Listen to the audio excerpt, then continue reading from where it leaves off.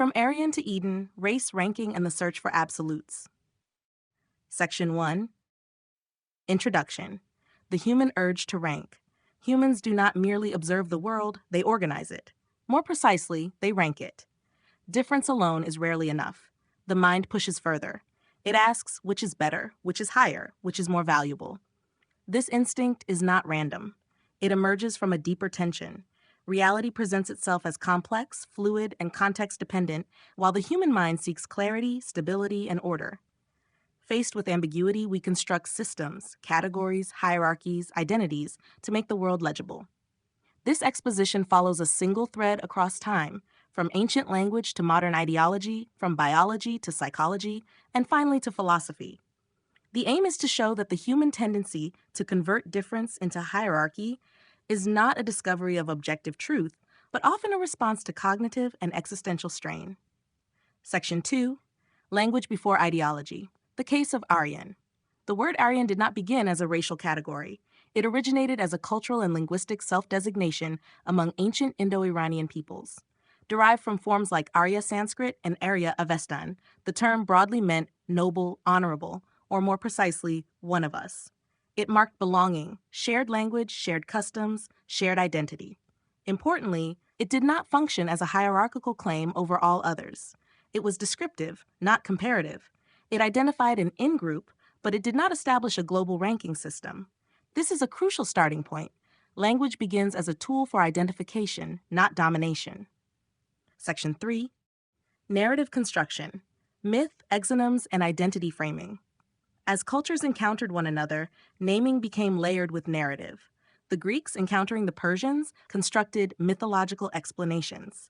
They linked the name Persians to Perseus, embedding a foreign people into their own mythic framework. This was not an attempt at accuracy, but coherence. At the same time, external naming systems emerged. The land internally known as Iran, land of the Aryans, Iranians, became known to outsiders as Persia, derived from the region of Parsa. Here, a pattern appears. Identity becomes shaped not only by internal meaning, but by external interpretation.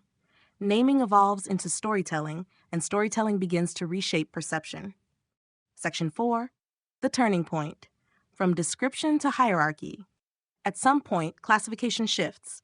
What begins as description, who we are, transforms into evaluation, who is superior. This transition marks the birth of hierarchy.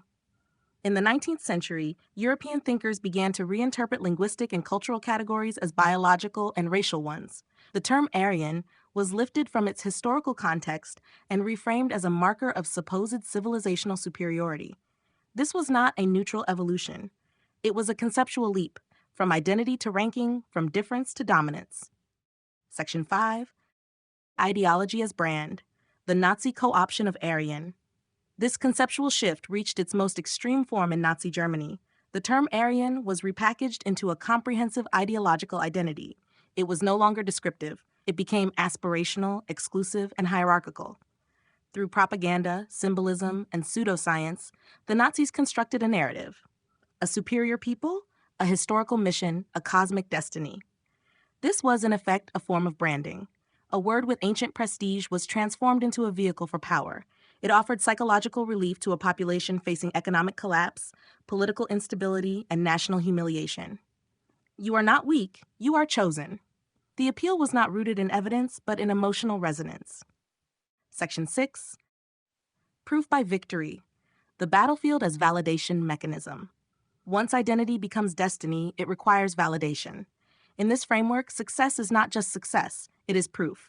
Military dominance, economic expansion, and cultural influence are interpreted as confirmation of superiority.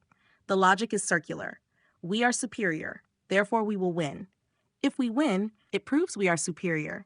But this system is fragile. It depends entirely on outcomes.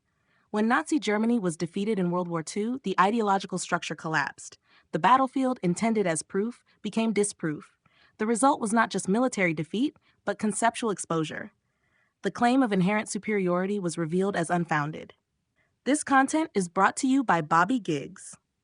Promote your brand here and reach a wide audience across platforms like YouTube, Instagram, and Facebook.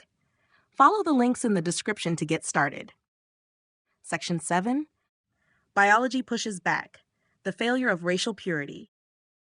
Modern genetics provides a clear counterpoint to hierarchical racial theories. All humans belong to a single species, Homo sapiens. There are no biologically distinct subspecies within modern humans.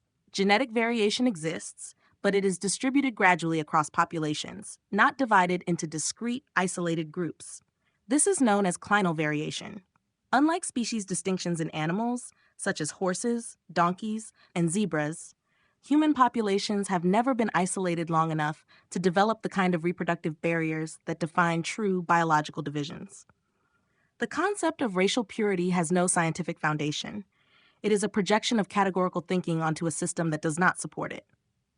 Section 8, the heuristic problem: why humans still try to rank.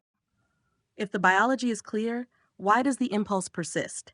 The answer lies in cognition. Humans rely on heuristics, mental shortcuts, to navigate complexity.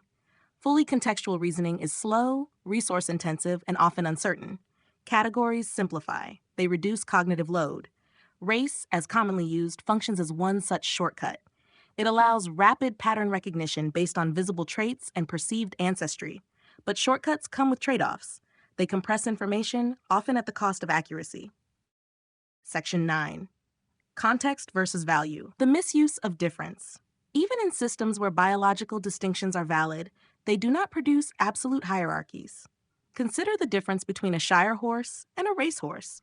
One excels at strength and endurance, the other at speed and agility. Neither is inherently superior. Each is adapted to a specific function. The error arises when contextual advantage is misinterpreted as universal value. This same mistake is applied to human differences. Traits shaped by environment, history, or culture are elevated into claims of intrinsic superiority. But value is always context-dependent. Section 10. Psychological core: powerlessness and the need for order. Beneath classification and hierarchy lies a deeper psychological driver. In times of instability, economic collapse, social fragmentation, political uncertainty, individuals and groups seek anchors. Identity becomes that anchor. Narratives of destiny, superiority, or chosenness provide a sense of order. They transform uncertainty into purpose. This is not unique to any one ideology or period. It is a recurring pattern in human behavior. Hierarchy becomes a way to stabilize meaning in an unstable world. Section 11. Philosophical layer: the search for absolutes. At its deepest level, this pattern reflects a philosophical tension. Humans perceive the world relatively. Everything is experienced through comparison, context, and change. Yet we long for absolutes, fixed truths, stable hierarchies, enduring certainty. This tension appears in philosophical and religious traditions. The story of Eden can be interpreted as a transition from unbroken unity to differentiated awareness, where judgment, comparison, and ambiguity emerge. Whether taken literally or metaphorically, the idea captures a universal experience: the burden of knowing without certainty. Section 12. From ancient words to modern systems. Across this entire trajectory, a consistent pattern emerges. Language begins as description. Narrative reshapes meaning. Ideology introduces hierarchy. Biology resists simplification. Psychology sustains the impulse. Philosophy reflects the tension. This is not confined to race. The same structure appears in economics, politics, culture, and identity. The mechanism is general. Section 13. Conclusion. The burden of ranking. The human impulse to classify is natural. The impulse to rank is understandable. But when ranking becomes detached from context and elevated into absolute truth, it distorts reality. The challenge is not to eliminate pattern recognition, but to recognize its limits. Humans keep trying to turn difference into destiny and pattern into hierarchy because ambiguity is hard to live with. But both biology and history show that our urge to rank is usually less a discovery of truth than a coping mechanism for uncertainty, powerlessness, and the desire for order.